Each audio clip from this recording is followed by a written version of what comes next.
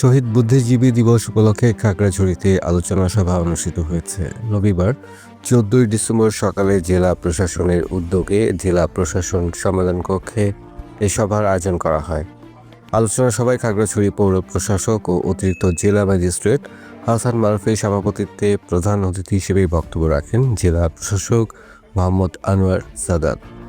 বিশেষ অতিথি হিসেবে বক্তব্য রাখেন পুলিশ সুপার মির্জা সায়েম মাহমুদ, বিভাগীয় বন কর্মকর্তা মোহাম্মদ ফরিদ মিয়া এবং খাগড়াছড়ি ইসলামিক ফাউন্ডেশনের উপপরিচালক আনোয়ার কবির।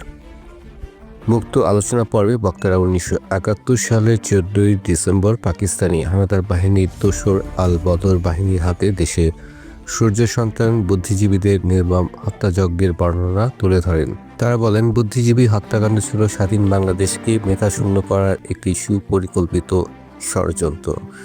এ সময় মুক্তিযুদ্ধ চলাকালীন সময় রামগড় কোম্পানি কমান্ডার হিসেবে 1 নং সেক্টরের দায়িত্ব পালনকারী বীর মুক্তিযোদ্ধা ও খাগড়াছড়ি জেলা ইউনিট কমান্ডার হেমদা রঞ্জন ত্রিপুরা স্মৃতিচারণ করেন। তিনি শহীদ বুদ্ধিজীবীদের আত্মত্যাগের কথা গভীর শ্রদ্ধার সঙ্গে স্মরণ করেন এবং নতুন প্রজন্মকে মুক্তিযুদ্ধের চেতনায় উদ্বুদ্ধ হওয়ার আহ্বান জানান। আলোচনা সভায় জেলার বিভিন্ন দপ্তরের কর্মকর্তা, বীর মুক্তিযোদ্ধাগণ ও সংশ্লিষ্ট ব্যক্তিবর্গ উপস্থিত ছিলেন। মাসুদুল হক, কালচক্র 24।